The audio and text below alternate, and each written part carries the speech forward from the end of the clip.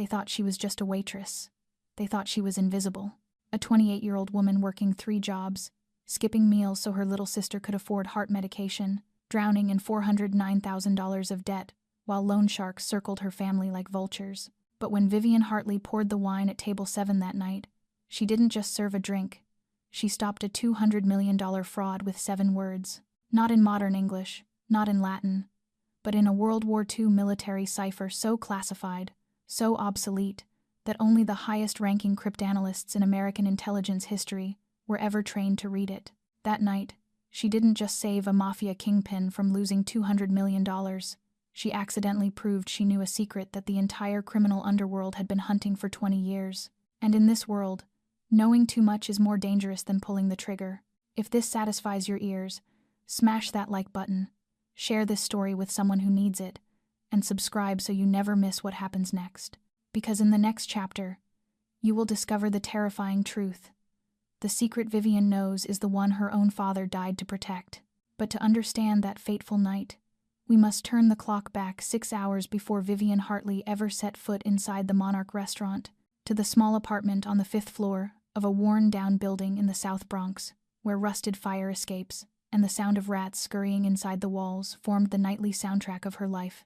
A space barely 20 square meters wide, just enough room for a narrow single bed, an old gas stove, and a small table buried under unpaid bills, where Vivian sat on the only plastic chair, staring at her phone with eyes hollowed out by exhaustion, having just finished her prep cook shift at 5 in the morning, slept for 3 hours, then dragged herself up to clean hotel rooms from 9 until 2 in the afternoon, and now at 4 o'clock she had exactly 2 hours to rest before her waitress shift began at 6 that evening.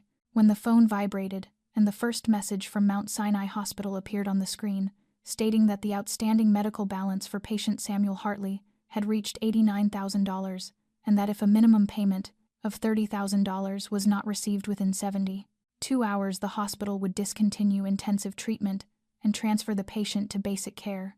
Words Vivian read over and over 3 times. Basic care, knowing precisely what that meant, that it meant leaving her father there to wait for death. Followed immediately by a second message from a number she did not have saved but knew by heart. 5 days left, Vivian. Do not make me come see your pretty little sister. I hear she studies at NYU, right? Passes the corner of Bleecker every morning at 8:15.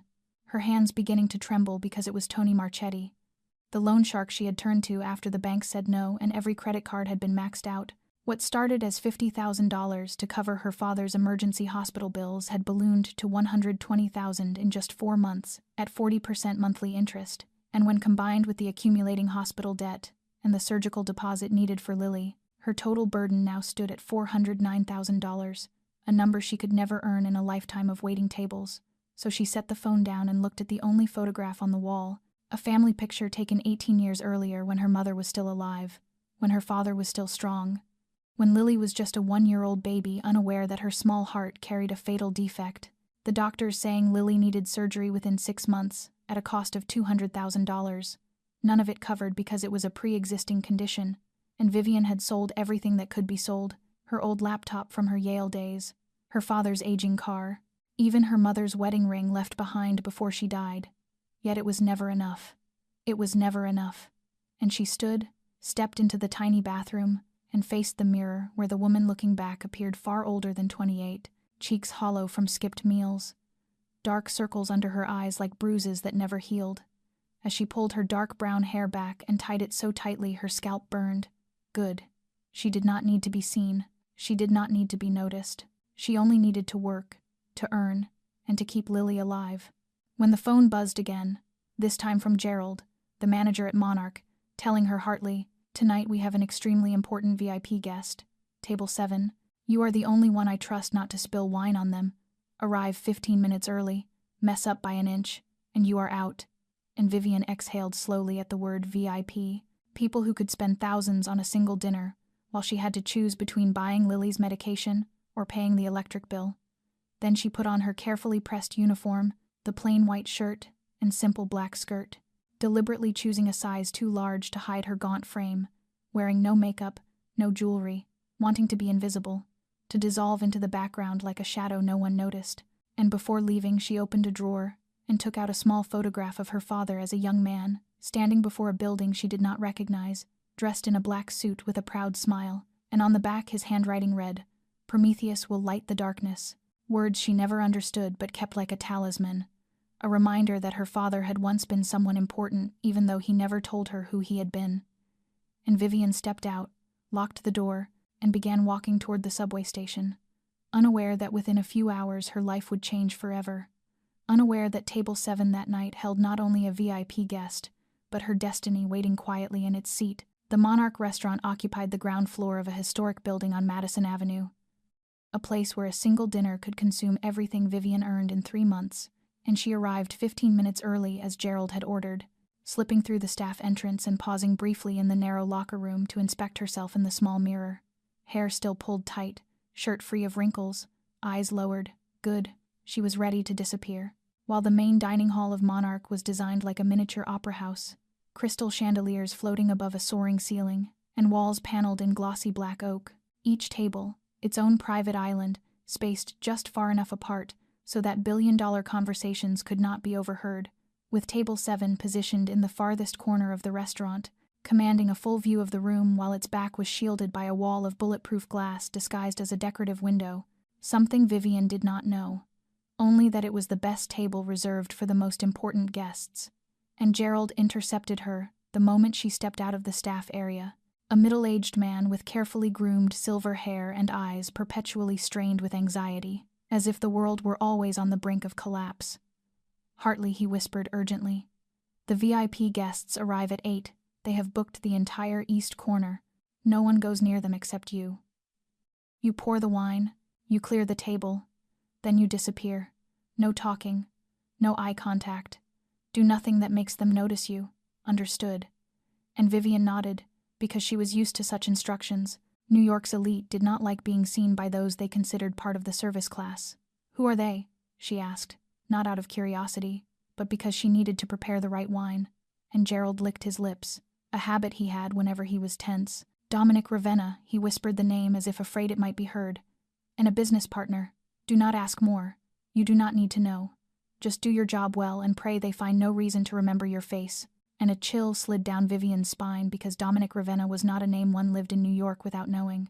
In the newspapers, he was the chief executive officer of Ravenna Holdings, a real estate and hotel empire stretching from Manhattan to Miami. But on dark streets and in whispered barroom stories, he was something else entirely. The head of the Ravenna family, one of the 5 most powerful families in the East Coast underworld. People said he was so cold that the blood in his veins must be ice. People said he never threatened because he did not need to. He only promised. And every promise Dominic Ravenna made came true, whether it was wealth or death, and Vivian swallowed and nodded to Gerald because she had no choice. She needed this job. She needed the tips from the VIP table. She needed every dollar she could scrape together, and at exactly 8 o'clock the heavy oak doors of the restaurant opened and the air in the room changed instantly, not subtly as when an important guest arrived, but completely, as if all the oxygen had been sucked out at once. Conversation died. Plates stopped clinking against porcelain. Even the wealthiest patrons, those who considered themselves kings of their own private worlds, lowered their heads or looked away. Because Dominic Ravenna did not enter the restaurant, he took possession of it, and Vivian stood near the bar, gripping a silver tray, and saw for the first time the devil all of New York feared. A man about 1.85 meters tall with broad shoulders, a body carved from granite, and wrapped in a flawless charcoal 3-piece suit tailored down to the last stitch. Jet black hair slicked back to reveal a face cut with knife-sharp precision, a jaw like stone, a straight nose, and eyes, storm-gray eyes, cold as a frozen lake in winter. Yet behind that ice was something far more dangerous.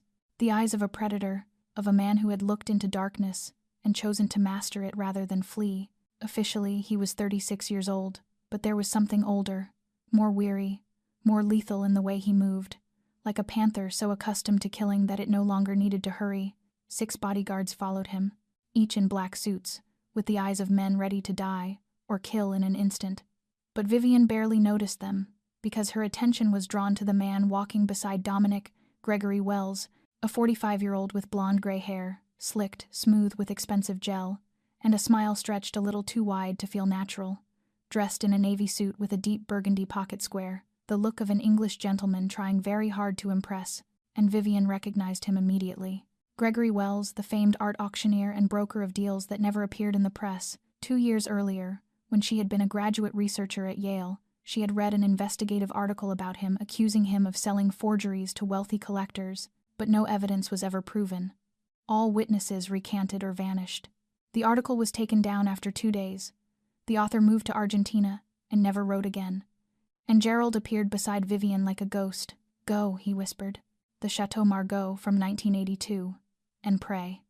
And Vivian nodded, entered the wine cellar, retrieved a bottle worth more than $4,000, took a crystal decanter, and walked toward table 7 with her heart pounding so hard she feared everyone could hear it. And as she approached, she caught Gregory Wells's voice, smooth as oil and sweet as honey laced with poison. "Dominic," he said, placing a brown leather briefcase on the table, "what I am about to show you will shift the balance of power across the entire East Coast. No, across the entire United States. You have heard of the Prometheus file, haven't you?" And Vivian nearly dropped the tray, because that name she had read on the back of her father's photograph that morning, "Prometheus will light the darkness," echoed in her mind as she lowered her head further, forcing her hands not to shake as she set down the bottle and decanter. And Dominic did not look at her, his eyes fixed on Gregory without the slightest movement.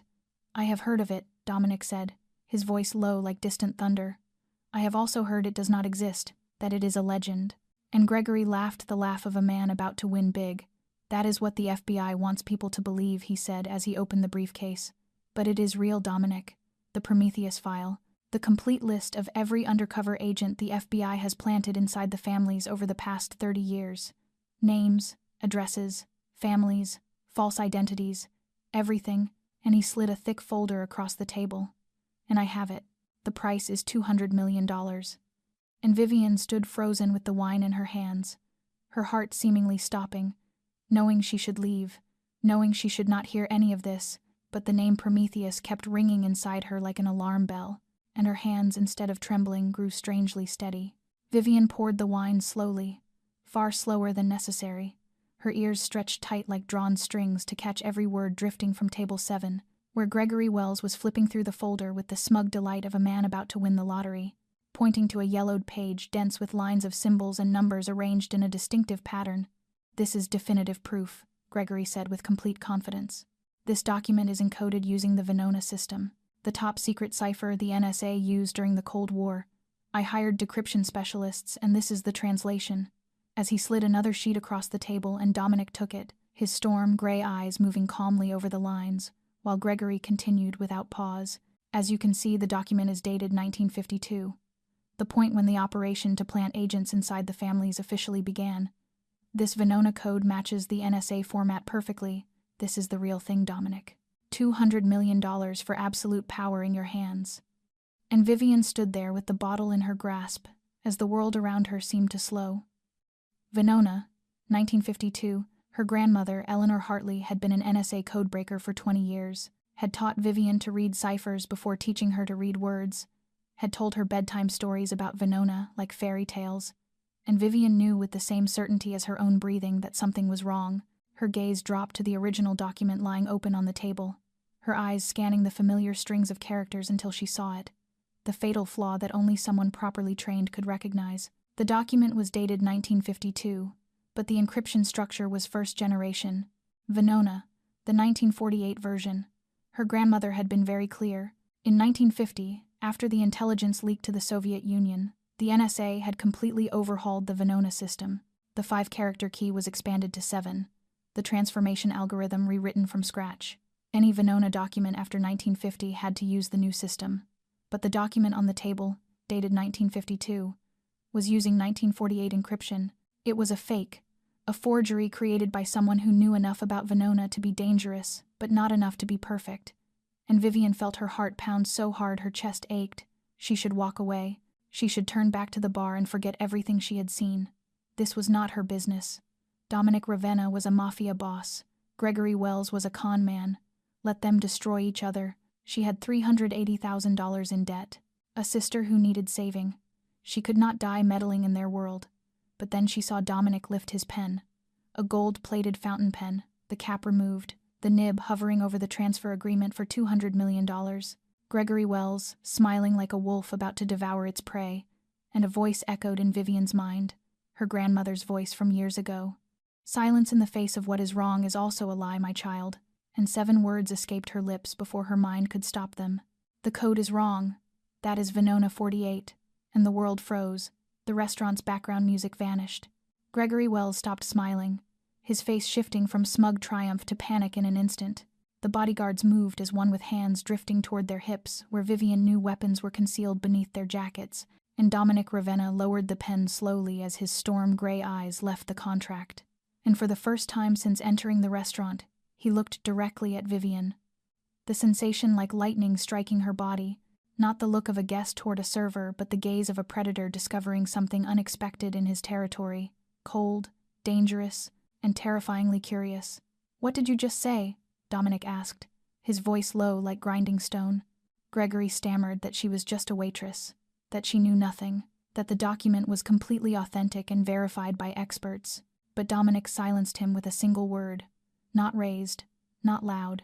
Yet Gregory went quiet as if his throat had been crushed. The Mafia boss stood, his height of 1.85 meters seeming to eclipse the entire corner of the room, and he walked toward Vivian, each step echoing like a drumbeat in the deadly silence. "You," he said, stopping less than a step away. "Explain." And Vivian swallowed, knowing she should lie, knowing she should apologize and run, but those gray eyes were drilling into her, and she understood a terrifying truth. Lying to this man was more dangerous than telling the truth. So she spoke, explaining the 2 Venona versions, the 1950 change, the inconsistency of a 1952 document using 1948 encryption, her voice shaking but clear. And when she finished, the silence stretched like a century. Dominic said nothing, simply turned his head to Gregory Wells, and in that look, Vivian saw a death sentence. "Marcus," Dominic said calmly, as if ordering dessert. "Take Mr. Wells away. I will speak with him later." Gregory screamed, tried to explain, tried to beg, but 2 guards hauled him from his chair and dragged him away like a sack of garbage, his screams fading beyond the service door, and Vivian realized she was standing alone with the devil of New York. Dominic said nothing at all. He merely lifted a hand in a brief signal, and before Vivian could react, a bodyguard was already standing directly behind her. "Follow me," Dominic said, his voice not a command but a statement of fact, as if her compliance required no discussion, and she was guided down a narrow corridor behind the restaurant where the walls were draped in deep red velvet, and the dim lighting made it feel as though she were stepping into another world. The private VIP room at the end of the hall, a spacious chamber furnished with black leather sofas, a heavy oak table, and windows overlooking the glittering Manhattan streets below, where Dominic sat across from her with both hands resting on his knees, in the posture of a man preparing to dissect his prey. "Vivian Claire Hartley," he began, and she felt the blood in her veins turn to ice as he spoke her full name. 28 years old, former doctoral research fellow at Yale, specializing in linguistics and ancient cryptography. Withdrew 2 years ago when your father, Samuel Hartley, was involved in a car accident and fell into a coma. He paused to watch her reaction. Currently working 3 jobs: prep cook at Tony's Diner from 5 to 8 in the morning, housekeeping at the Marriott from 9 until 2 in the afternoon, waitress at Monarch from 6 in the evening until midnight, owing $409,000, including $89,000 in overdue medical bills and $120,000 to Tony Marchetti. He knows about Tony. Vivian felt her knees threaten to buckle, and your sister Dominic continued without a flicker of emotion. "Lily Hartley, 19 years old, second-year student at NYU, congenital heart disease, requires surgery within 6 months at a cost of $200,000, currently living at apartment 476 on Bleecker Street, walking to campus every morning past the corner at 8:15. Vivian could no longer stay silent. "He threatened my sister," she said, her voice shaking but her gaze hardening. "Threatened," Dominic repeated with a slight curl of his lips, the first expression she had seen on his face that was not pure coldness. "Miss Hartley, if I wished to threaten you, I would not be sitting here speaking with you. I am making you an offer. You just saved me $200 million from a fraud. That tells me you possess something money cannot buy: knowledge, precision, and a remarkably foolish kind of courage." He slid an envelope across the table.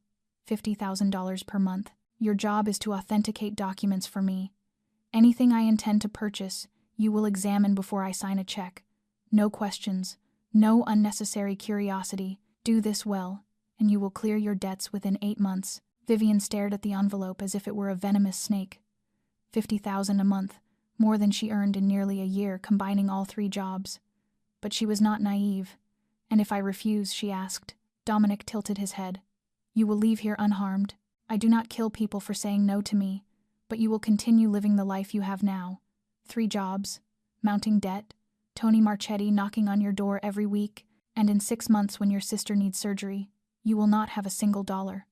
The silence thickened like asphalt, and Vivian looked into his gray eyes and made her decision. "I have a condition," she said. Dominic did not appear surprised. He simply nodded slightly as if he had expected this. "My sister's surgery. 200,000, paid in advance, before I do anything for you." "That is not a demand," Dominic replied. "That is a negotiation. You are negotiating with me. You are negotiating to save your sister." "I respect that." He took out his phone, pressed a few buttons, and set it on the table. "Done. 200,000 has been transferred to Mount Sinai Hospital. Your sister will receive a surgery date within 2 weeks. Vivian could scarcely believe what she was hearing. So quickly, Dominic stood and fastened his suit jacket. "I am not a patient man, Miss Hartley, and from now on neither should you be. Someone will pick you up tomorrow morning at 9. We have work to do." He walked toward the door, then paused. "And you should know one more thing. I have been watching you for 3 months. Tonight you simply moved faster than my schedule." The door closed behind him, leaving Vivian alone in the luxurious room with the envelope of cash on the table and a terrifying truth settling into her mind. She had not stumbled into this game by accident. She had been chosen long ago. 3 days after the fateful night at the Monarch restaurant, Vivian Hartley's life changed in ways she could never have imagined, as Lily was transferred from a cramped ward in a public hospital to a private suite at Mount Sinai, one of the finest hospitals in New York. And when Vivian visited her sister on the morning of the 2nd day, she nearly cried at the sight of the spacious room with windows overlooking Central Park, a hospital bed as soft as one in a 5-star hotel, and a private nurse on duty 24 hours a day. Sister Lily said, with wide eyes full of disbelief. "How did you do this?" And Vivian held her sister's hand and forced her voice to remain steady as she answered that she had found a new job, one that paid much better, and that Lily only needed to rest and prepare for surgery. While Lily looked at her with the cautious gaze of a 19-year-old smart enough to know that money did not fall from the sky, yet she asked nothing more, perhaps because she was too tired, perhaps because she did not want to know the answer. And on the morning of the 3rd day, at exactly 9 o'clock, a sleek black Mercedes stopped in front of Vivian's run-down apartment in the Bronx, the driver saying nothing, simply opening the rear door and waiting, as Vivian took a deep breath, stepped inside, and watched her impoverished neighborhood shrink in the rearview mirror, unsure whether she would ever return to this place as an ordinary person again. And Ravenna Tower rose 60 stories high in the heart of Manhattan, its black glass exterior reflecting the sky like a massive mirror, as Vivian was taken directly to the 60th floor in a private elevator that required a special access card and a 6-digit code to operate. And when the doors opened, she stepped into an entirely different world, a penthouse designed in a minimalist style, yet so luxurious it was almost suffocating, with polished black marble floors like mirrors, floor-to-ceiling glass walls offering a panoramic view of the city, dark furnishings accented with brushed gold that felt both modern and timeless. And standing in the center of the vast living space was an Asian man around 40 years old, with a solid build, neatly cropped black hair, and eyes sharp as razors. "Miss Hartley," he said in a low voice devoid of expression, "I am Marcus Chen, Mr. Ravenna's personal assistant. He is in a meeting and has asked me to brief you on your work and the rules," and Marcus led her down a long hallway to a room on the eastern wing of the penthouse. "This will be your office," he said as he opened a heavy oak door, revealing a space equipped like a miniature linguistics laboratory, computers with multiple monitors, magnifying glasses, and specialized ultraviolet lamps for document examination, shelves filled with cryptographic dictionaries and reference materials, and Vivian had to struggle not to let her surprise show because they had prepared this room for her, prepared it meticulously, as if they knew exactly what she would need. "And now the rules," Marcus said, standing straight like a soldier. "First, never lie to Mr. Ravenna. He hates dishonesty more than anything in this world. If you do not know something, say you do not know. If you make a mistake, admit it. Lie to him once, and you will lose more than this job." And Vivian nodded, swallowing hard. Second, Marcus continued, "Do not be curious about anything unrelated to your work. You are hired to authenticate documents, not to understand why Mr. Ravenna needs them. Asking the wrong questions, may cause you to learn things you should not know, and people who know too much tend to have very short lives." "Understood," Vivian replied, her voice rougher than she intended. "And third, and this is the most important," Marcus looked directly into her eyes, "loyalty. You are inside the circle now. Anything you see, hear, or learn in this building is absolute secrecy. If you betray Mr. Ravenna, there is nowhere on this earth you can hide." And Vivian wanted to ask whether that was a threat, but she already knew the answer. It was not a threat. It was a fact. "Good," Marcus said, finally allowing a thin smile to touch his lips. "You are smarter than you look. Mr. Ravenna did not choose poorly. This is the first batch of documents you need to authenticate." As a bodyguard carried in 3 cardboard boxes filled with old papers, some yellowed with age, and Marcus explained that these were documents from the Second World War era that Dominic was considering purchasing from a collector in Boston. Vivian's task was to determine which documents were genuine, which were forgeries, and which held real value. And when Marcus left, Vivian sat down in the leather chair behind the desk and opened the first box, feeling something strange stir within her as she returned to this kind of work. Because for the past 2 years she had buried her knowledge beneath layers of exhaustion and despair, had forgotten the thrill of holding an ancient document, of decoding secrets hidden by time, and now seated in this lavish office with professional tools surrounding her, she felt a part of herself coming back to life, a part she had thought long dead. And Vivian worked continuously for 5 hours, sorting documents, taking notes, making assessments, most of them military and intelligence papers from the 1940s, some valuable originals, some worthless copies. And as she prepared to open the third box, her hand suddenly froze, because on the desk among the papers she had just removed lay a typed report dated 2005, titled "Report on the Disappearance of Classified Files, Cryptography Division, Federal Bureau of Investigation." And it was not the title that stole her breath, but the signature at the bottom of the final page, S. Hartley, Cryptanalyst, FBI, her father's signature. And Vivian stared at the name with her heart racing, because her father had always told her he was merely an ordinary FBI clerk handling paperwork and files, never mentioning that he was a cryptanalyst, never mentioning anything related to codes or classified materials. And yet here his signature lay on a report about missing classified files from nearly 30 years earlier, and Vivian quickly looked around to be sure no one was watching before sliding the report beneath the false bottom of her personal briefcase. Knowing this violated the rules Marcus had just given her, knowing that if discovered she could lose far more than her job.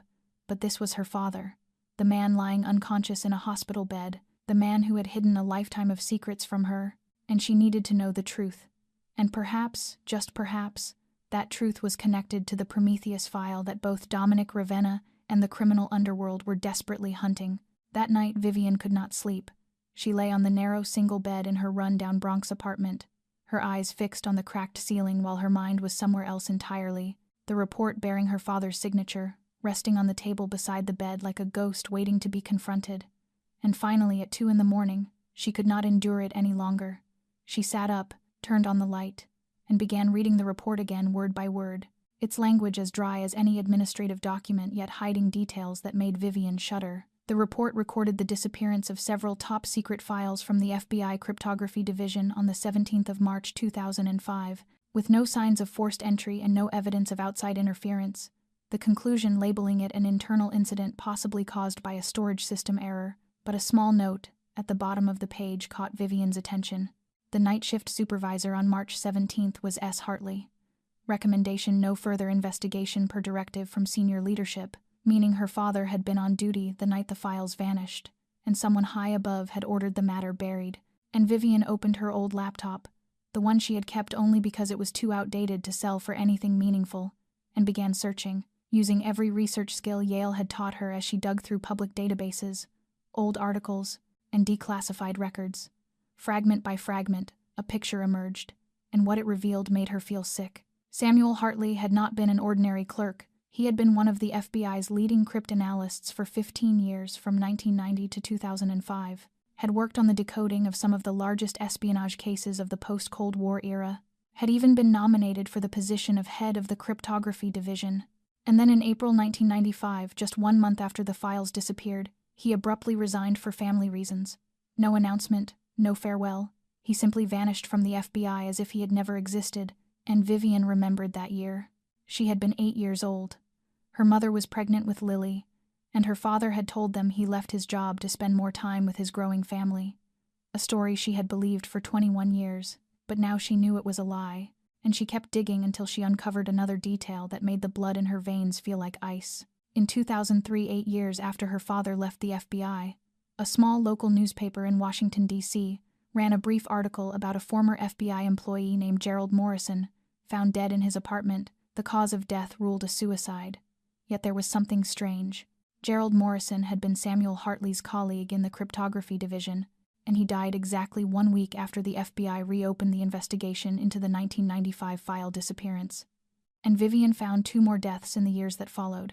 2 other former members of the cryptography division, both dying under suspicious circumstances, both not long after someone began asking questions about the missing files. And then 8 months ago, her father had been in a car accident, and Vivian stared at the laptop screen with trembling hands. An accident. She had believed her entire life. It was an accident, but now she was no longer sure. She glanced at the clock and saw it was nearly 5 in the morning. She needed to see her father. She needed to look at him, even if he could not speak.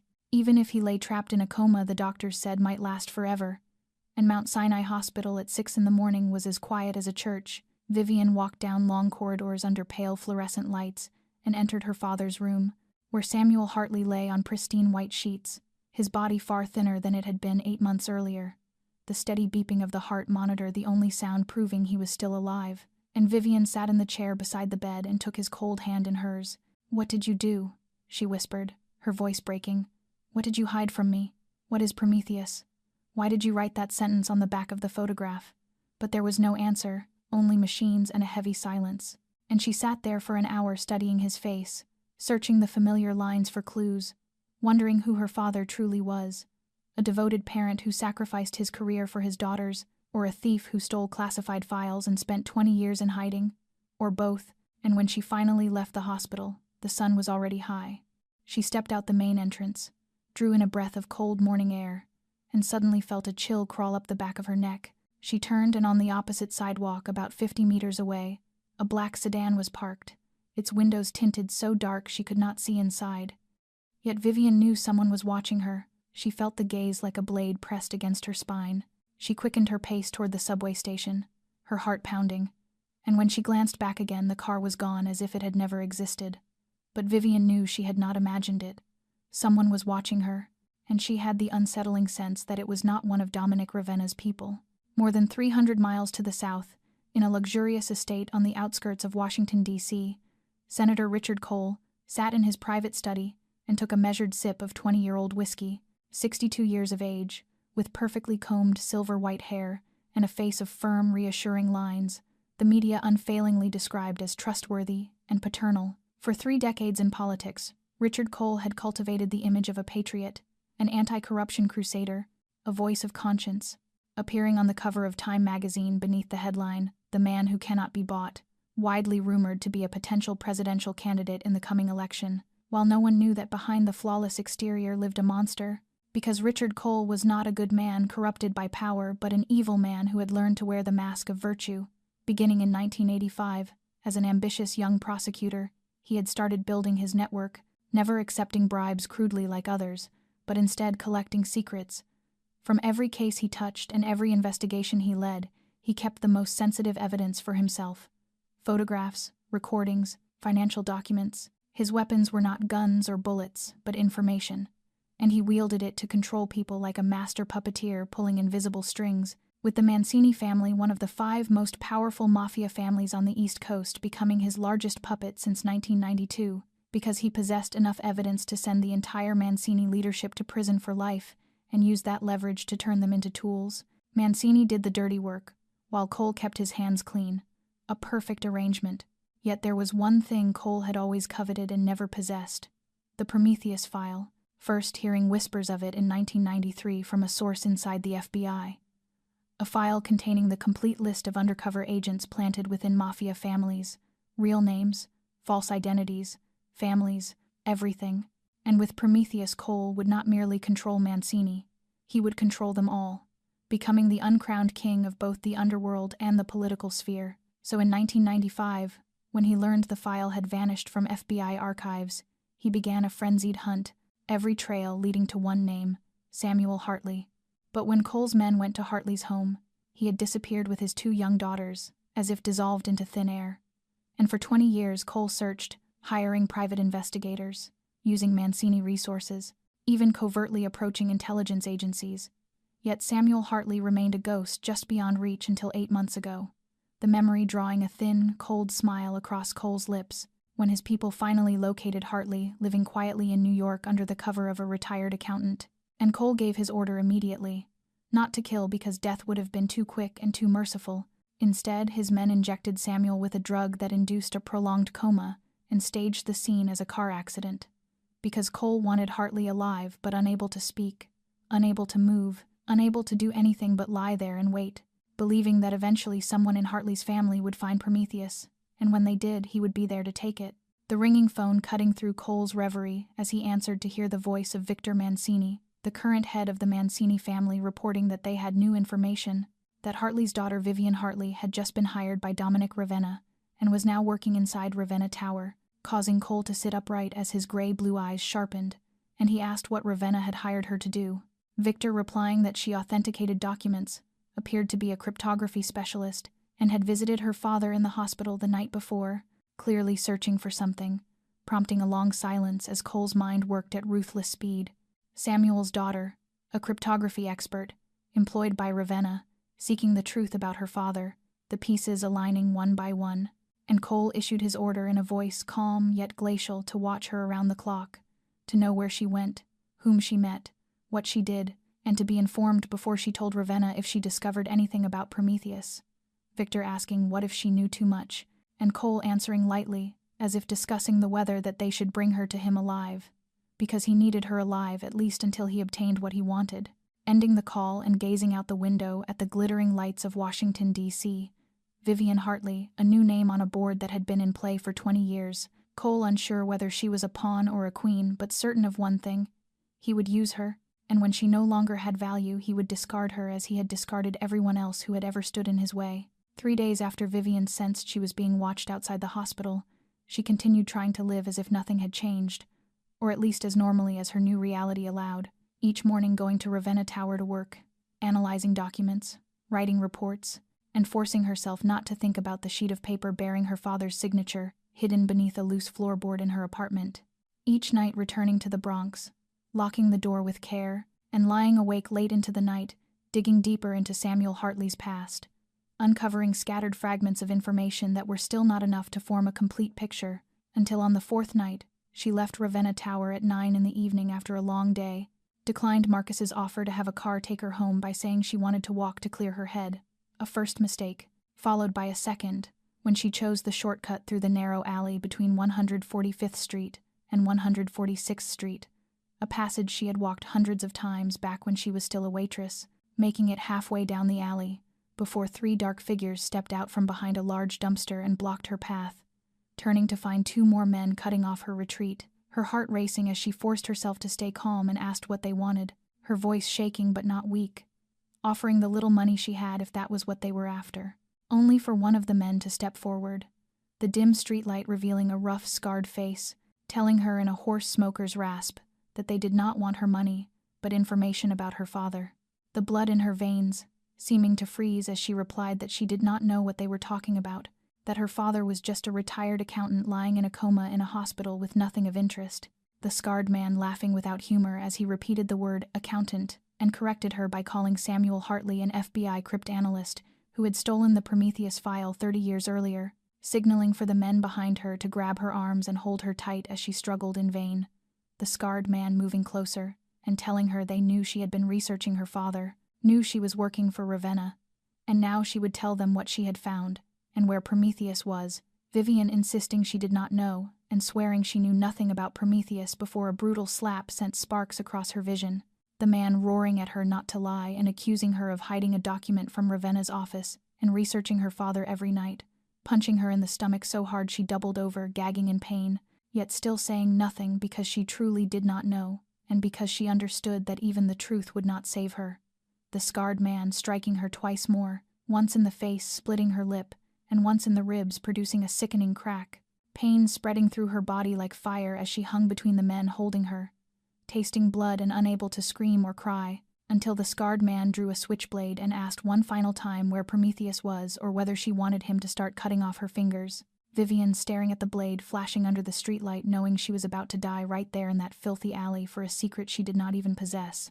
Thinking of Lily, who would be left alone, of her father abandoned in a hospital bed, until the machines were turned off, of her short and miserable life, feeling a sorrow deeper than fear, when the knife rose and a gunshot tore through the night, the man holding her left arm collapsing with blood erupting from his shoulder, a second shot dropping the man on her right as Vivian fell to the ground with her knees slamming into concrete she no longer felt, chaos exploding around her as the scarred man shouted orders, and his remaining men fled, casting one last hateful look at her before disappearing into the darkness.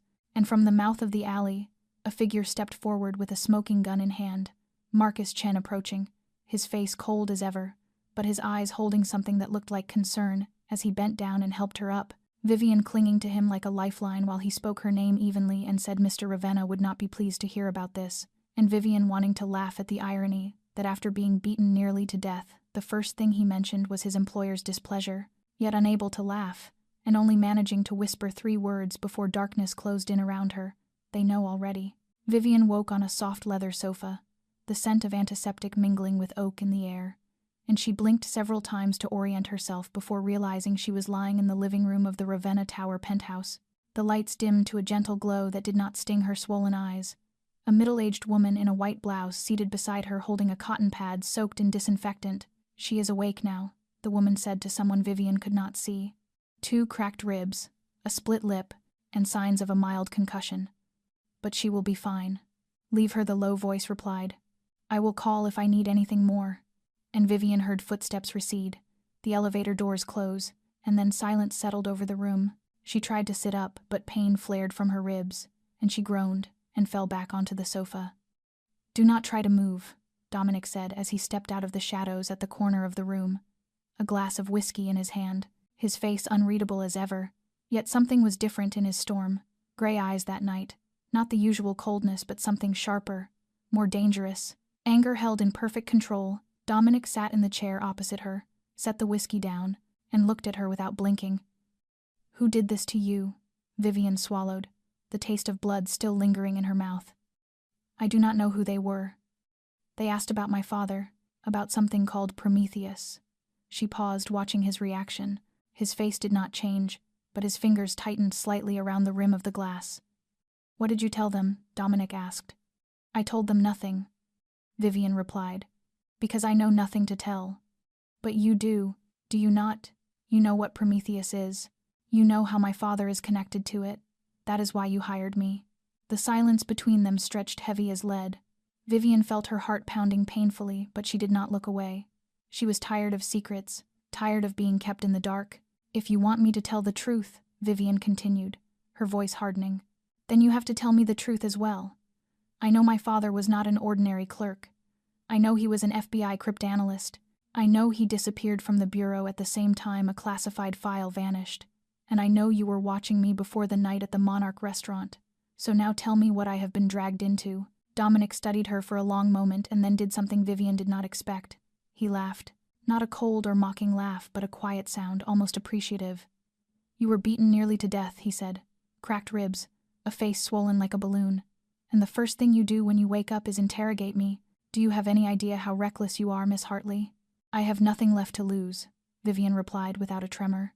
"You could kill me right now, and the worst that would happen is my sister would cry at my funeral, but you will not do that because you need me. You need something you think I can find. So stop playing games and tell me the truth." Dominic stood and walked to the floor, to ceiling window overlooking the glittering city below, fell silent as if weighing each word, then began to speak in a low, steady voice, like someone telling a dark fairy tale. "The Prometheus file is a list of every FBI agent embedded within Mafia families over the past 30 years. Real names, false identities, families, addresses, everything. Whoever possesses Prometheus controls the entire underworld because they can expose or protect anyone they choose." He turned back to Vivian. "Your father was the last person known to access Prometheus before it vanished. Every trail leads to him.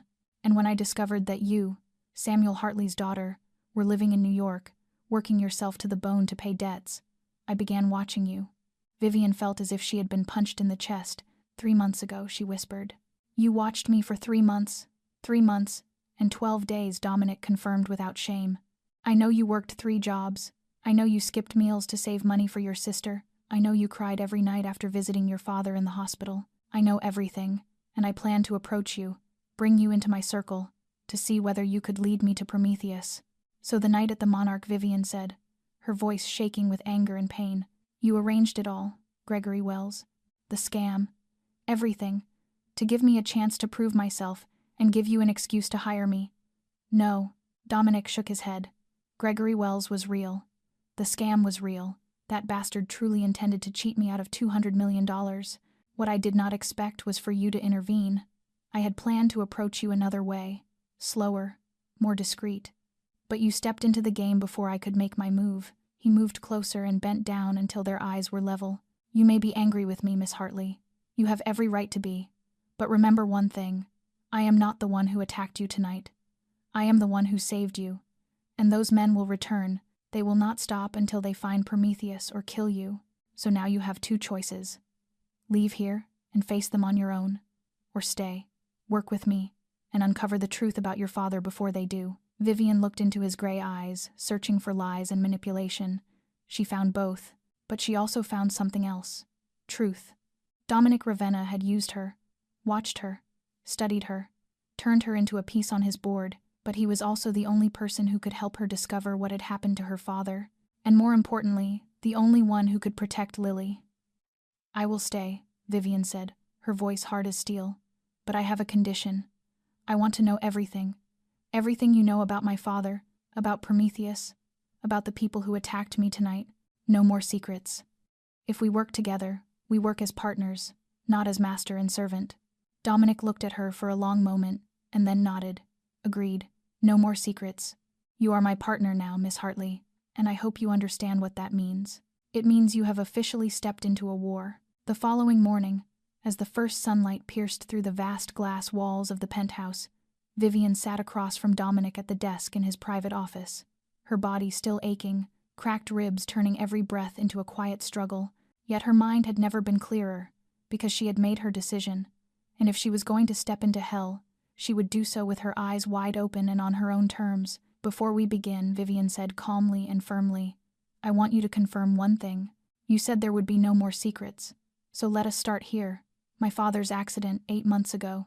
Do you know anything about it? Dominic set his coffee cup down, his gray eyes fixed on her without blinking. I did not cause that accident, if that is what you are asking. I do not know, Vivian replied flatly. I have only known you for a few days, and you have already admitted to watching me for 3 months.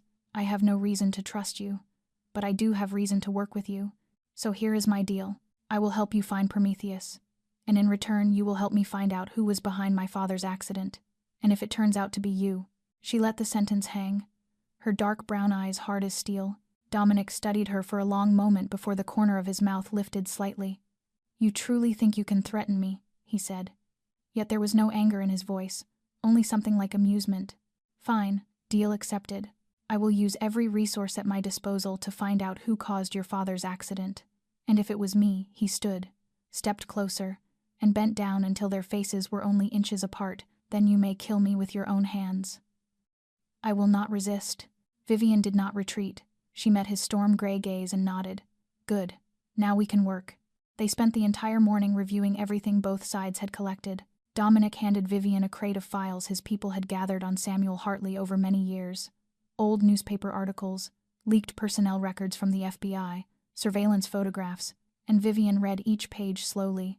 And with every page, the image of the father she thought she knew grew more distant and unfamiliar.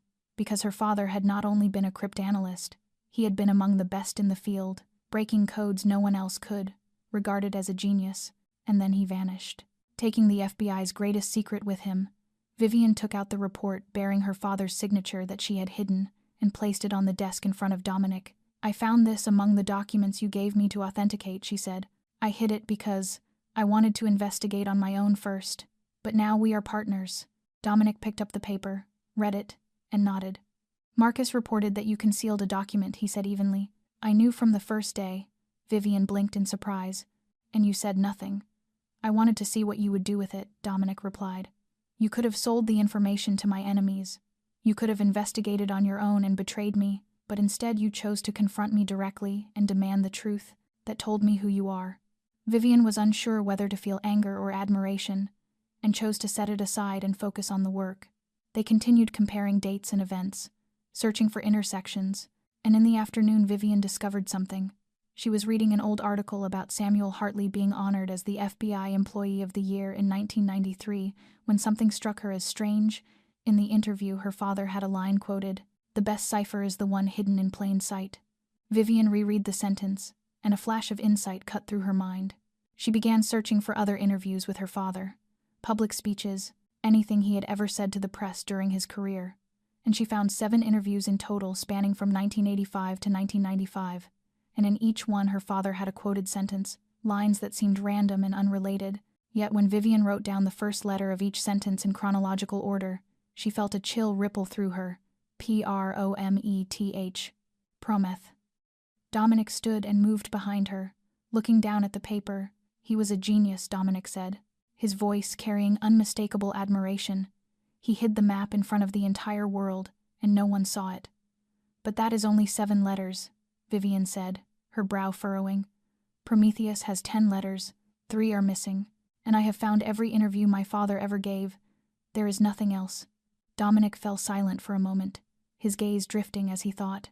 "Perhaps your father did not have time to finish," he said, "or perhaps the remaining 3 letters were hidden somewhere else, somewhere only you could find." Vivian thought of her father's photograph with the words, "Prometheus will light the darkness" written on the back. Thought of the old house in Connecticut where she grew up, where her family lived before everything collapsed. Thought of her mother who had died 16 years earlier and carried so many secrets to the grave. The last 3 letters, she whispered, EUS. Where would he hide them? Somewhere only family would know. And then she remembered. The old house, the house sealed after her father's accident. The house she had not returned to in 8 months because the pain was too great. "I know where to look," Vivian said as she stood despite her ribs screaming in protest. "Connecticut. We have to go to Connecticut." They left Manhattan at 10 o'clock at night, when the city was still blazing with light, but the roads heading north had already begun to empty. Dominic driving the black Mercedes himself without any bodyguards, a choice that surprised Vivian, and when she asked why, he answered simply that a convoy draws too much attention. "This car is ghost-shielded, untraceable by GPS or satellite. Tonight, silence is our best armor." And they drove in silence for the first half hour, accompanied only by the soft hum of the engine and the streetlights sliding past like blurred streaks of light, while Vivian stared out the window, thinking about the house she was about to return to, the house that held her happiest years before her mother died, before her father became distant and unknowable, until she suddenly broke the silence by asking why he was doing this, why he was personally coming with her instead of sending Marcus or his team. And Dominic did not answer immediately, keeping his eyes on the road as the dashboard lights carved his face into sharp stone-like lines, before finally saying in a lower voice than usual that he understood how it felt when the father you thought you knew turned out to be a stranger, and when Vivian gently asked about his own father, recalling what she had read about the Ravenna family, he confirmed that his father had been assassinated 8 years earlier, that he had been 28 at the time, freshly graduated from Harvard Business School, and preparing to take over the family's legitimate businesses, believing his father to be the strongest man in the world, untouchable, until one night he was shot dead in his own office. And when Vivian carefully asked by whom, Dominic answered that it was the man his father trusted most, his own brother, who sold information to a rival family in exchange for control of part of their territory, that his father discovered the betrayal and intended to handle it privately, by giving his brother a chance to leave with enough money to last a lifetime. But his brother wanted everything, and so he killed their father, believing Dominic too young and weak to seek revenge, a belief that proved wrong. And Vivian did not ask what happened to that uncle because she did not need to, seeing in Dominic not just the cold Mafia boss, but a man who had lost his father in the most brutal way and learned never to trust again. And she found herself speaking of her own past, telling him that her mother died of cancer when she was 12, that they could not afford the best treatment, and insurance refused coverage because it was deemed a pre-existing condition, that her father borrowed and sold everything he could, but it was never enough, and she remembered her mother's final night, her hand in Vivian's, and her apology for not being able to stay longer, her request to take care of Lily, and Vivian cried because she knew that if they had had money, if they had not been so poor, Her mother might have lived, tears running freely as she explained that this was why she worked 3 jobs, why she skipped meals to save for Lily, because she had watched her mother die for lack of money and would never allow that to happen to her sister no matter the cost. And Dominic said nothing, only reaching across to take Vivian's hand and squeeze it gently, offering no cheap comfort, no hollow reassurances, just silence and warmth, an acknowledgement that her pain was real and deserved respect. Until they arrived at the house in Connecticut close to midnight, a 2-story colonial at the end of a narrow road surrounded by ancient oak trees, sealed with yellow police tape and overgrown with knee-high weeds that showed no one had tended it for 8 months. And Vivian stood before the door with trembling hands on the knob as memories flooded back. Her mother's laughter in the kitchen, her father teaching her piano in the living room, Lily crying for food as a newborn, all the happiness before tragedy, while Dominic waited behind her without rushing, until Vivian drew a deep breath, broke the seal, and stepped inside. And they searched for 2 hours in darkness, using only flashlights to avoid attention. Vivian moving room to room, opening drawers, checking bookshelves, until she found it in her old bedroom where she had slept for her first 12 years, a framed family photograph hanging above her childhood bed, showing all 4 of them standing in front of the house on a sunny day. And when Vivian took it down and turned it over, she saw a line of her father's handwriting hidden beneath the backing. Prometheus sleeps where the heart stopped. And a chill ran down her spine as understanding struck. Her mother, whose heart had stopped 16 years earlier, buried in Greenwood Cemetery in Brooklyn. And Vivian knew then that her father had hidden Prometheus in her mother's grave. They drove through the night from Connecticut to Brooklyn, and by the time they reached Greenwood Cemetery, it was nearly 3 in the morning, the grounds lying silent beneath a pale moon, rows of white headstones standing like mute soldiers guarding the souls of the dead, Dominic having called ahead to ensure the gates were open and that no patrols would pass through this section tonight. And Vivian did not ask how he had arranged that because she did not want to know. All she knew was that she was standing before her mother's grave for the first time in more than 2 years, and was about to do something she had never imagined she could, disturb the final resting place of the woman who had given her life. Margaret Hartley's headstone, simple and modest, bearing only a name, dates of birth and death, and a single line beneath, "Beloved wife, devoted mother, forever in our hearts." And Vivian stood there staring down at the stone, feeling as though her heart were being crushed in an invisible fist.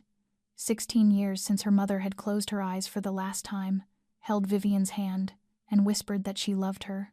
16 years of trying to live on, to be strong, to keep that pain from drowning her, and now she had to dig beneath where her mother lay, to uncover a secret her father had hidden. "You can ask someone else to do this," Dominic said softly beside her, 2 shovels in his hands. "You do not have to do it yourself." "No," Vivian cut in, her voice shaking but resolute. "This is my mother. If anyone has to do this, it will be me." And she took the shovel and began to dig, the soil soft and damp from recent rain, yet every thrust heavy as lead.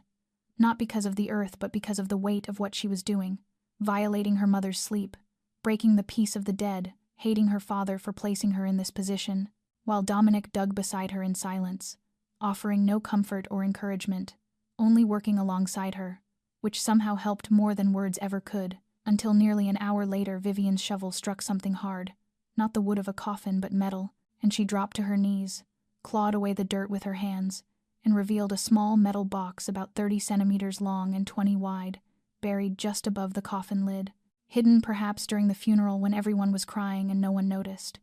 Or later on a night like this when her father was alone with darkness and his secrets, and Vivian lifted the box with trembling hands and opened it, finding 2 things inside: a thick bundle of documents roughly 50 pages, sealed in a waterproof sleeve, and a white envelope bearing her father's handwriting addressed to "My beloved Vivian."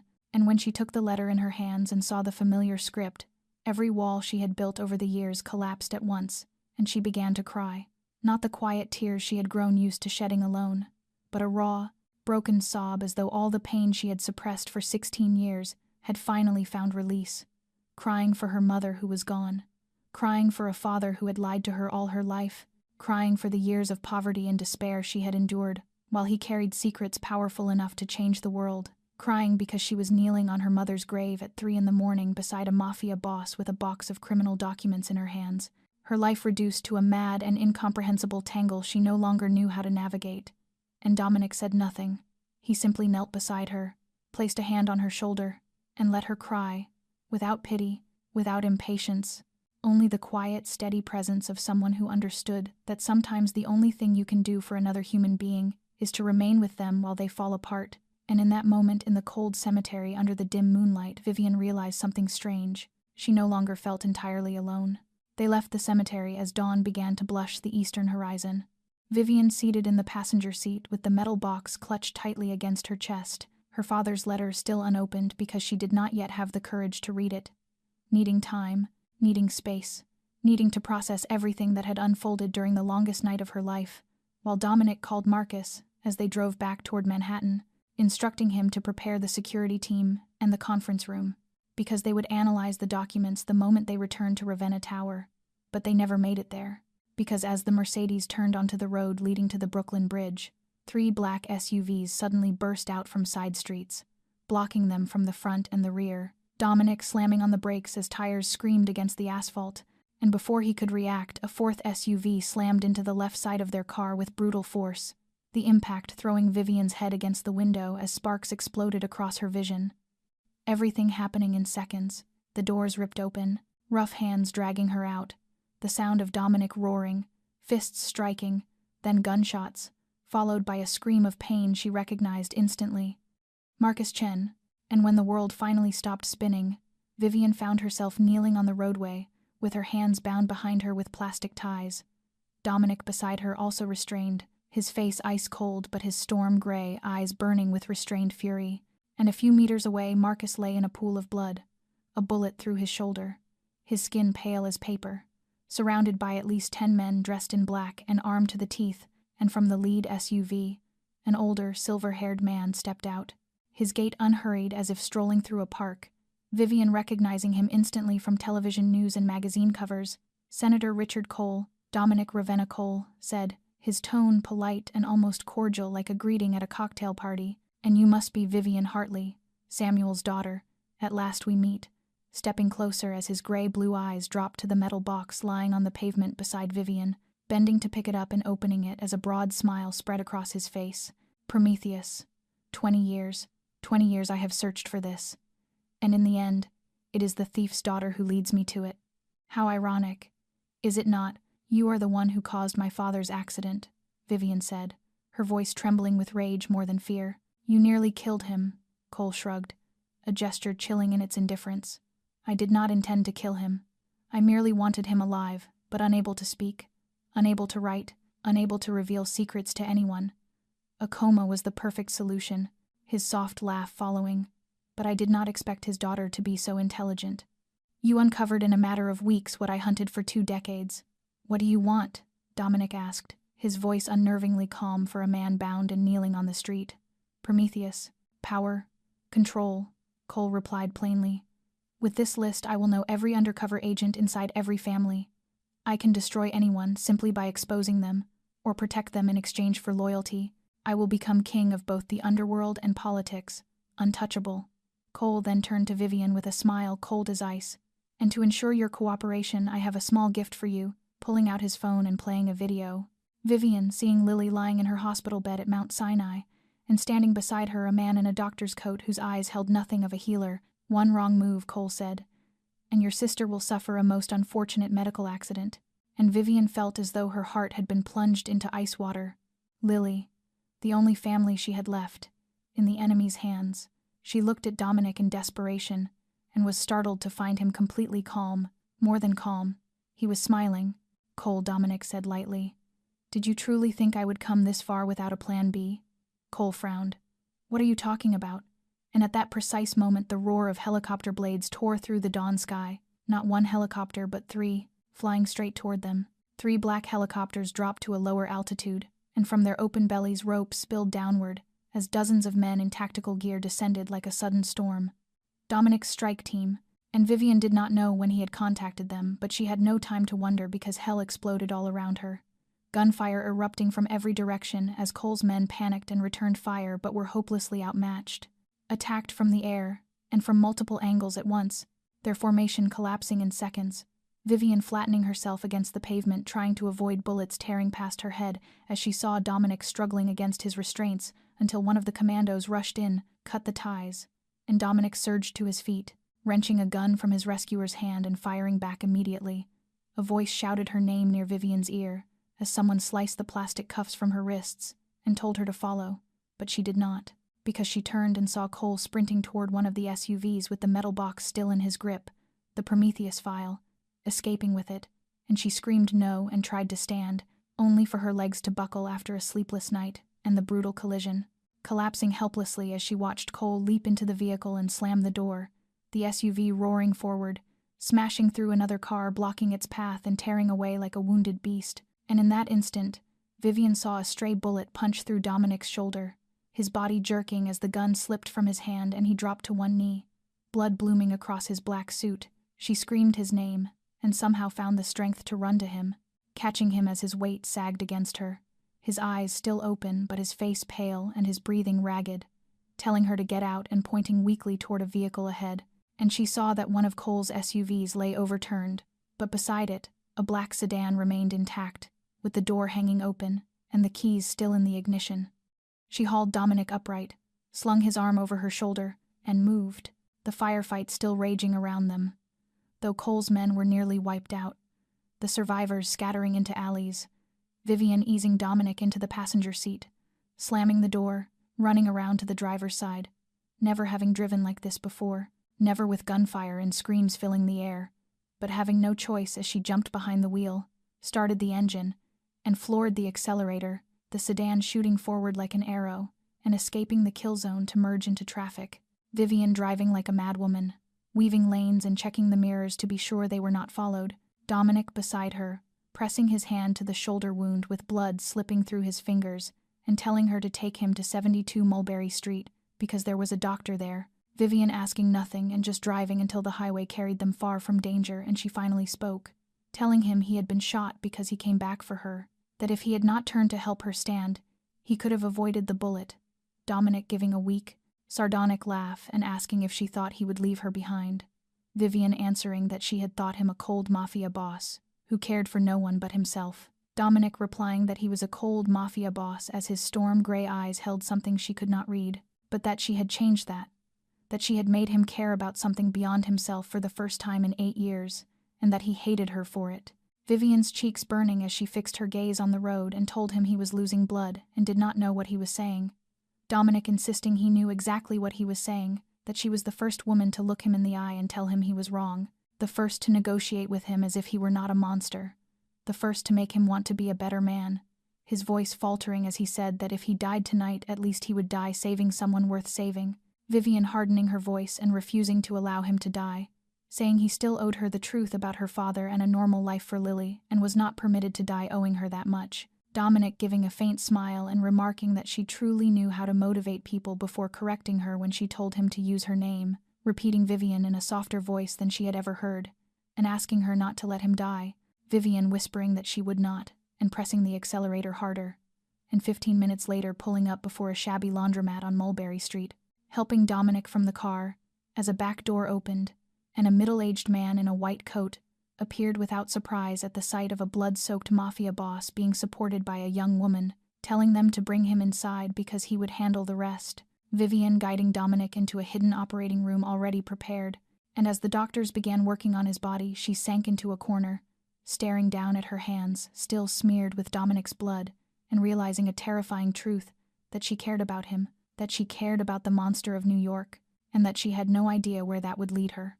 Dominic survived, the bullet having passed through his shoulder without striking an artery or bone, and the underground doctor said he needed at least 1 week of rest, though Vivian knew Dominic was not the kind of man who stayed still. And the moment he woke after surgery, the first things he asked about were Lily and the Prometheus file, Marcus having been taken to another secret hospital and reported stable, Dominic's people rescuing Lily safely before Cole's fake doctor could act, yet Cole himself remained at large and was holding half of the Prometheus file taken from the box at Vivian's mother's grave. And we need the other half, Dominic said from the bed in the safe house with his back propped on pillows, because if Cole has the entire file he cannot be stopped, but if we have the remaining half he is holding only a useless fragment. Vivian nodded, though her mind was racing with another tormenting thought. The letter from her father that had been inside the metal box had been taken by Cole along with the documents, and she had never read it. She did not know what her father wanted to tell her, Yet she remembered one detail. Her father had written that Prometheus sleeps where the heart stopped, and she had found one half. So where was the other? My father was a cryptanalyst, Vivian said slowly, as her thoughts sharpened. He would never put all the eggs in one basket. The half in my mother's grave was only part of it. The other half must be somewhere else. Somewhere only family would know. And she closed her eyes, trying to recall everything about her father. His habits, the items he always carried, the phrases he repeated, until memory struck. His personal belongings, she said, opening her eyes. When he had the accident, the hospital kept everything he had on him. I never went to retrieve them because I was too afraid to see them, but there could be a clue there. Dominic nodded and ordered his people to collect Samuel Hartley's personal effects from the hospital immediately, and 2 hours later, a clear plastic bag lay before Vivian, containing an old leather wallet, house keys, a wristwatch frozen at the moment of the crash, and a gold wedding ring. Vivian lifted the ring and turned it in her fingers, the ring her father had worn for 21 years since her mother's death without ever removing it, and she looked inside where a wedding date or name was usually engraved but instead saw a strange sequence. 46.5217.6.273, and her heart quickened as she recognized it not as a date but as coordinates. She pulled out her phone, entered the sequence into Google Maps, and the screen showed a location in Zurich, Switzerland, more precisely the address of a bank, Banque Privée de Zurich, one of the world's most secretive banks where anything can be stored and no questions asked. My father had a safe deposit box in Switzerland, Vivian whispered, scarcely believing it. He hid the other half there. To open a box in a bank like that, Dominic said gravely, you will need a physical key and a password. Did your father leave anything like that? Vivian thought, and then a childhood memory surfaced. The teddy bear, the old teddy bear her father had given her when she was 5, which she had kept for 23 years, moving it from home to home despite its worn fabric and missing eye. Her father always saying it would protect her, words she once believed were merely affectionate, but now understood literally. Dominic's people were sent to Vivian's apartment in the Bronx, and 30 minutes later, the teddy bear was brought to her. She held it, feeling its familiar weight, and then began to search it, and on its back beneath the frayed cloth she felt something small and hard. She cut the old stitching, and a small gold key fell out gleaming under the light. The key, Vivian said, choking on emotion. My father hid it there when I was still a child. He prepared everything 23 years ago, and the password Dominic asked. Vivian closed her eyes and remembered. The phrase, the one her father taught her as a child and said would open any door she wished, a game she once thought but now understood. Prometheus lights the darkness, Vivian whispered, opening her eyes to meet Dominic's gaze. That is the password. He taught it to me when I was 5, and made me repeat it every night before sleep. He knew that one day I would need it. Dominic looked at her, and in his storm-gray eyes she saw something like awe. Your father was a genius, he said, and you are a worthy daughter of his. We are going to Switzerland. The flight to Zurich took 8 hours, and through all 8 of them Vivian did not sleep for a single minute, sitting on Dominic's private jet and staring out the window into a sky as black as ink, thinking about her father, about the secrets he had carried, about the double life he had lived, about the strange and complicated love he had for her and Lily, a love expressed not through presents but through preparation for a future he knew would come, while Dominic sat across from her, his shoulder still bandaged, his face pale from blood loss, yet his gray eyes remained sharp as a razor, saying little during the flight, and only occasionally looking at her with an expression Vivian could not decipher. And they arrived in Zurich at dawn, when the city was still wrapped in mist, and the first sunlight gilded the distant peaks of the Alps. Banque Privée de Zurich, standing on a quiet street in the old quarter, a 4-story gray-stone building with tall, narrow windows that looked more like a fortress than a bank. Its interior designed to radiate discretion and absolute security. No large signs, no advertisements, only silence and employees in black suits, speaking in hushed voices. Vivian presenting the gold key and being escorted into the underground vault area, passing through 3 layers of security, each requiring retinal and fingerprint scans, before reaching a small room with steel walls meters thick. Vault number 742, the banker said, gesturing to a metal box fixed into the wall. Verbal passphrase verification required, and Vivian stepped closer to the small microphone beside the vault, drew a deep breath, and spoke in the voice of the 5-year-old child who had once sat on her father's lap every night. Prometheus lights the darkness. The system analyzed the phrase for lexical accuracy matching the set key. A beep sounded, and the vault door slowly opened, revealing 2 items inside, A thick bundle of documents sealed in a waterproof sleeve, identical to the half found in her mother's grave, and a small black USB drive. Vivian lifting both with trembling hands, knowing the documents were the remaining half of the Prometheus file, but that the USB was what made her heart race. Plugging it into the laptop Dominic had brought as a video file opened automatically, her father's face appearing on the screen. Samuel Hartley looking younger than she remembered, the recording clearly made years earlier, seated in what she recognized as his old office in the Connecticut house, desk lamp casting light over a face that was weary yet resolute. "Vivian," he began, his voice warm and sad at once, "if you are watching this, it means I am no longer with you, and that you were smart enough to uncover what I hid. I always knew you would. My daughter is the finest mind I have ever known." Tears streamed down Vivian's cheeks, but she did not wipe them away, only watched the screen and absorbed every word like oxygen. "I owe you an explanation," Samuel continued, "about Prometheus, about why I lived in the shadows for so many years. In 1995, I discovered the Prometheus file was being abused. It was created to protect undercover agents, but someone inside the Bureau was selling information from it to powerful people in exchange for money and influence. Agents were exposed and killed, their families threatened, and nothing was done because those responsible were untouchable." He paused and drew a steadying breath. "I took the file to protect those who remained. I split it in two and hid it in places only our family could find. I knew that one day someone strong and brave enough would bring the truth into the light, and I hoped that person would be you. I am sorry, Vivian. I am sorry for hiding this from you. I am sorry for letting you and Lily live in poverty when I could have sold this information for millions. But I could not. Not because I am a good man, but because I did not want you to grow up on blood money. I wanted you to be proud of me, even just a little." Samuel smiled then, a sad and loving smile. "I love you, Vivian. I love Lily. And even if I am no longer there, I will always be watching over you from somewhere. Be strong, my daughter. Do what is right, and live a life you can be proud of."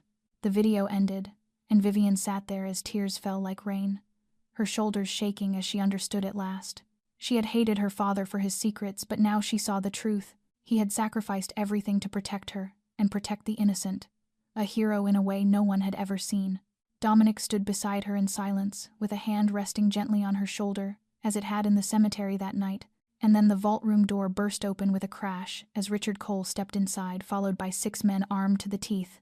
"Thank you for leading the way," Miss Hartley Cole said, the smile on his face cold as ice. "Now please hand over the other half or your sister will die immediately." Vivian looked at Cole, and in that moment every fear she had ever carried simply fell away, because she had been afraid for most of her life. Afraid of poverty, afraid of losing the people she loved, afraid of being hurt, afraid of dying. But standing there in a Swiss underground vault room facing the man who had nearly killed her father, fear was gone and only anger remained. A cold, precise anger sharp as a blade and fully under her control. "How did you find us?" she asked, her voice unnervingly calm. And Cole laughed with the smug certainty of a man who believed he had already won. "Did you really think letting you escape the ambush in New York was an accident? I had someone following you from the moment you left your apartment in the Bronx. Every step you took, I knew about. I only had to wait for you to find the other half and lead me here. You did very well, Miss Hartley. Your father would be proud." "Do not dare speak about my father," Vivian said, her eyes burning. "You nearly killed him. You condemned my family to 20 years of hell, and now you think you can walk in here, threaten my sister, and take what my father sacrificed his entire life to protect." Cole stepped closer, his gray-blue eyes like ice. "I do not think. I know. Now hand over the file, or I make one phone call and your sister dies within 5 minutes. Do not mistake this for a threat. I never threaten." Vivian looked at him, then at the documents in her hands, appearing to struggle as if weighing her sister's life against her father's sacrifice, and then with a resigned breath she extended the file. "All right," she said, her voice trembling as though holding back tears. "You win. Take it." Cole grinned and snatched the documents from her, flipping rapidly through the pages to confirm they were real, his smile widening with each turn. Finally, he whispered, exhilaration filling his voice, 20 years, 20 years, and at last I have it. With both halves of this file, I will become the most powerful man in America. No, in the world. No one will be able to touch me. Not the Bureau, not the agency. No one." He turned back toward Vivian and Dominic, still drunk on victory. "I should thank you, Miss Hartley. You did all the hard work for me, following the clues, decoding the messages, digging up your mother's grave," he sneered. "Do you know what that feels like? Tearing open the resting place of someone you love? It must be horrifying. And all of it just to hand the prize to me." "Are you finished?" Vivian asked, her voice suddenly steady. Cole frowned. "What did you say?" "I asked if you are finished," Vivian repeated, and this time she smiled. A small, calm smile, utterly without fear. "Because I want to be sure the microphone recorded everything." Cole froze. "What microphone?" Vivian touched the second button on her blouse. "This one," she said. "It contains a military-grade GPS beacon that has been broadcasting our location to Interpol for the past 20 minutes. And this pen in my pocket has recorded every word you just said. Detective Sarah Park will have the recording by morning. She has been chasing you for 5 years but never had enough evidence. Now she does. Your confession, your conspiracy, everything." Cole's face shifted from smugness to shock to rage in seconds. "You tricked me. Did you really think I came here without a plan B?" Vivian said, repeating Dominic's words from the ambush. "Did you think I would hand over the file without safeguards? I am Samuel Hartley's daughter. My father taught me never to walk into a room without knowing how to leave it." Cole spun toward his security detail. "Kill them," he roared. "Kill them both now." But before anyone could raise a weapon, sirens wailed outside the building. Not Swiss police sirens, but Interpol. Dominic stepped forward, placing himself between Vivian and the guns. "Your men may kill us," he said, his voice cold as steel. "But you will not escape. Interpol has the building surrounded. The Bureau is coordinating with them. Every exit is sealed. You can choose to die as a murderer in a Swiss bank vault. Or you can surrender and at least try to hire lawyers." The vault door burst open again, and this time Interpol officers flooded in with weapons trained on Cole and his guards. Senator Richard Cole, a female voice announced, "You are under arrest for conspiracy to commit murder, extortion, abuse of power, and treason. You have the right to remain silent. Anything you say can and will be used against you in a court of law." Cole looked around at the guns pointed at him, at his guards slowly lowering their weapons, and finally at Vivian with pure hatred. "You will regret this," he snarled as he was handcuffed. "I have people everywhere. You cannot hide." "I do not need to hide," Vivian replied, her voice steady and strong, "because you will spend the rest of your life in prison, and when you die there no one will remember you, but they will remember my father." As a hero, Cole was dragged away, and Vivian stood watching the man who had destroyed her family for 20 years disappear from sight, feeling no triumph, only relief, as if an immense weight had finally been lifted from her chest. And when Dominic placed a hand on her shoulder, she turned to him and smiled, the first real smile since everything had begun. 1 month after Richard Cole was arrested, the world had changed in ways Vivian had never imagined. The capture of an American senator on Swiss soil for treason sending shockwaves across the globe, each day bringing new headlines, exposing the criminal empire Cole had built over 30 years. Politicians unmasked, officials arrested, the Mancini family collapsing completely as evidence of their collusion with Cole came to light. And amid that storm, Vivian sat at her father's bedside, holding his hand and waiting for a miracle. Doctors having uncovered the truth after reanalyzing Samuel Hartley's blood samples, revealing that he had not suffered an ordinary car accident but had been poisoned with a slow-acting coma-inducing drug injected weeks before the staged crash, a substance designed to leave the victim alive yet trapped in a deep vegetative state indefinitely, allowing the mastermind to keep them silent forever. Cole, wanting Samuel alive for interrogation if needed, but never able to speak. And now, with the proper antidote, Samuel was slowly recovering. And on the morning of the 32nd day after Cole's arrest, he opened his eyes, Vivian reading beside his bed when she felt his hand tighten, lifting her head to see familiar brown eyes, looking back at her, clouded by months of coma yet unmistakably present. "Vivi," and he whispered, his voice rough and dry. "My daughter." And Vivian's tears broke free as she leaned down to embrace him, feeling his frail body in her arms, and hearing his heart beat weakly but steadily. 8 months she had believed she would lose him forever, and now he was here breathing and saying her name. "I am sorry," Samuel whispered, his trembling hand resting on her hair. "I am sorry for hiding everything from you. I know everything now," Vivian said through tears. "I watched the video. I found Prometheus, and I understand why you did what you did. I am not angry anymore. I am just grateful you are alive." Samuel closed his eyes, and a single tear slid down his lined cheek. "I am proud of you," he whispered. "I always knew you would succeed. You are my light, Vivian. You and Lily." And at the sound of her sister's name, Vivian smiled. Lily's surgery, having succeeded 2 weeks earlier, performed by a world-class team of cardiac surgeons Dominic had brought from the Cleveland Clinic, her small, resilient heart now fully healed and free of any life-threatening defect. Lily having cried and held her sister for an hour afterward, asking nothing about Dominic or the Mafia or the horrors Vivian had endured, saying only that Vivian had kept her promise to their mother and taken care of her. 1 week after Samuel awakened, the Prometheus file was formally transferred to the Federal Bureau of Investigation, under the supervision of an independent congressional committee led by Detective Sarah Park, who ensured the file would be used to protect undercover agents rather than blackmail them. Samuel Hartley's name fully cleared as not a thief but a whistleblower, a man who sacrificed his career and normal life to protect the innocent from the greed of the powerful. The Bureau issuing a formal apology to the Hartley family, along with an offer of compensation. Samuel declined, saying he had not acted for money but because it was right. And one afternoon, near the end of the month, as Vivian sat by the hospital window watching New York glow in the autumn sun, she received a letter in a white envelope bearing the Yale University seal, opening it to find her doctoral scholarship reinstated along with an offer of a part-time teaching position with a salary sufficient to live on. The department stating that her recent contributions in the Cole case demonstrated the intellect and character Yale sought in its scholars. Vivian reading the letter 3 times, scarcely believing it. 2 years earlier, she had left Yale with no money and a shattered life, believing her academic dream dead. And now the door had opened again. "Good news?" Samuel asked from the bed, his voice much stronger after proper care, Vivian turning to him with the brightest smile she could remember. "Yale wants me back," she said. "They restored my scholarship." Samuel smiled with pride shining in his eyes. "Dr. Vivian Hartley, I have waited for this day since you were a child."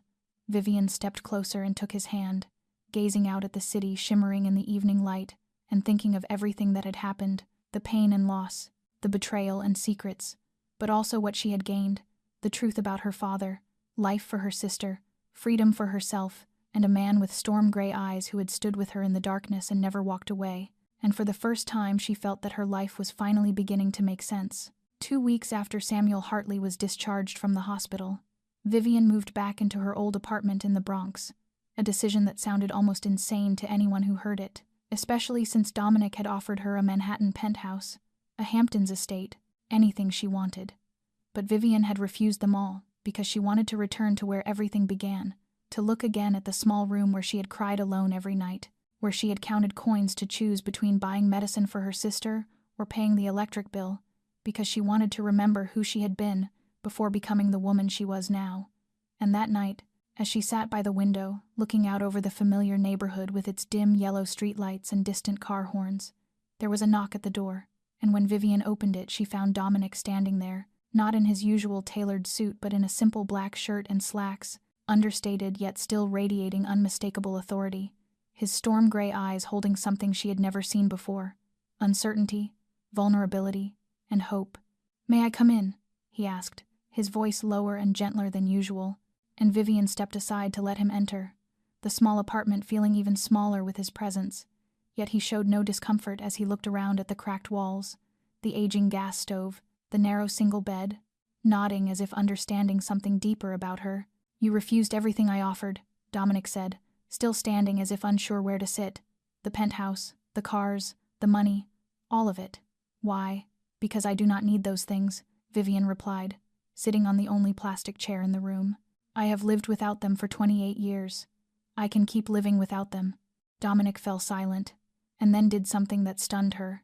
He knelt down, right there in the run-down Bronx apartment, the most powerful Mafia boss in New York kneeling before her, his gray eyes locked onto hers without blinking. "Then what do you need?" he asked hoarsely.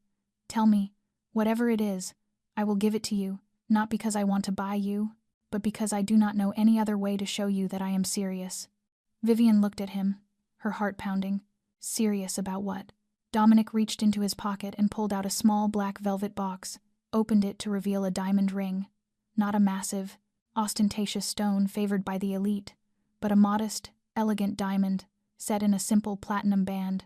Beautiful in a quiet way, beautiful in exactly the way Vivian would have chosen herself.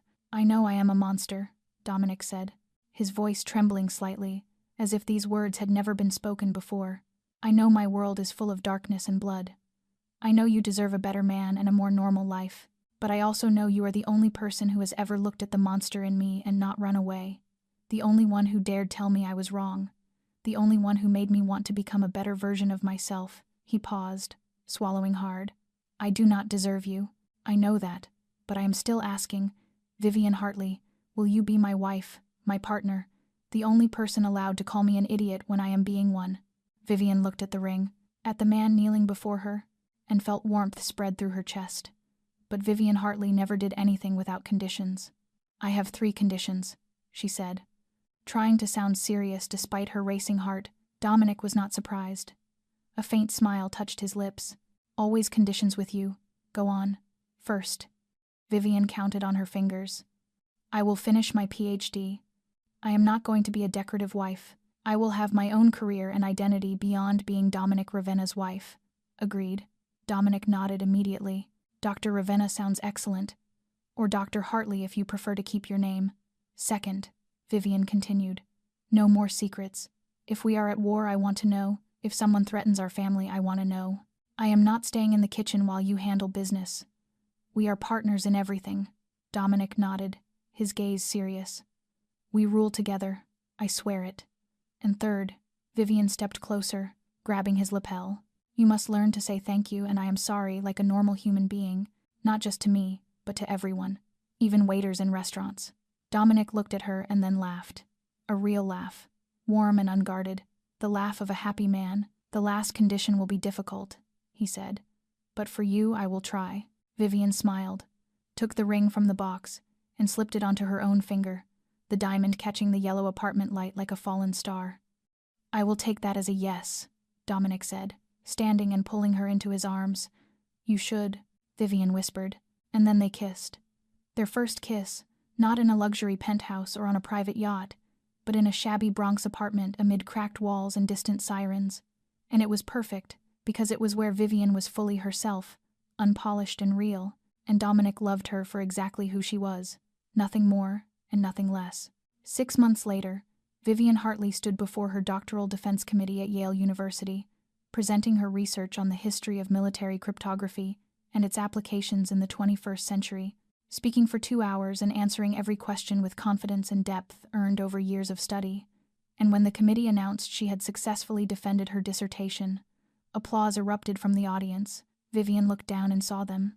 Samuel Hartley in a wheelchair but smiling with radiant pride, his eyes shining, Lily crying and clapping like a child, and Dominic Ravenna, New York's Mafia king, seated in the front row in a perfectly tailored black suit, looking utterly out of place among professors and students, yet utterly unconcerned, his storm-gray eyes fixed on Vivian with pride and love. When the ceremony ended, Vivian stepped outside into the arms of her family. Dr. Hartley, Samuel said, his voice still weak but filled with joy. I have waited for this day since you were little. Sitting on my lap solving your first cipher puzzles. Vivian bent down to hug him, feeling his warmth and knowing every hardship had been worth this moment. They walked toward the parking lot where Marcus Chen stood waiting beside the familiar black Mercedes, fully recovered from his injury, and now the only person permitted to call Vivian by her first name instead of Mrs. Ravenna. Congratulations, Doctor, Marcus said, opening the car door for her. And also, we have work. Vivian raised an eyebrow at Dominic. What kind of work? Someone is trying to sell fake documents to the Castellano family in Chicago, Dominic explained while helping Samuel into the car. They contacted me because they heard I have the best authentication expert in the country. Vivian smiled, put on her sunglasses, and stepped into the car. Best in the world. Actually, and my consulting fees are not cheap. Dominic laughed, took her hand, and said I will pay with anything you want. The Mercedes rolled out of Yale's campus toward New York City, waiting ahead. Vivian looked out the window at the passing trees and thought about her journey, how she had begun as an invisible waitress working 3 jobs to survive, skipping meals so her sister could have medicine, how she had stepped into darkness, faced monsters, and learned that the most terrifying monster was not the mafia or corrupt politicians, but fear itself, the fear that keeps people silent, afraid to stand up, afraid to tell the truth, afraid to believe in their own worth. She had defeated that monster, and along the way, she had found love where she least expected it. This is the story of Vivian Hartley, the waitress who became a doctor of philosophy, the queen of New York's underworld, proving that knowledge is power, that truth always prevails, and that even in the deepest darkness, light can still be found. The lesson of this story is profound. No matter how far life pushes you down, no matter how invisible or forgotten you feel, your worth is not measured by money or status, but by the knowledge you build, the courage you show in facing injustice, and the love you give to those you hold dear. Vivian starved so her sister could have medicine, worked endlessly so her father could receive treatment, and in the end, that very love led her to truth and freedom. If this story touched your heart, please subscribe to our channel, like and share this video so more people can hear meaningful stories like this every day. We would love to know how you feel about Vivian's story. Have you ever felt invisible like she did? Have you ever fought to protect someone you love? Share your thoughts in the comments below. We truly want to hear what is in your heart. Thank you sincerely for watching until the very end. We wish you good health, a joyful life, and days filled with peace and happiness. Goodbye, and see you in the next video.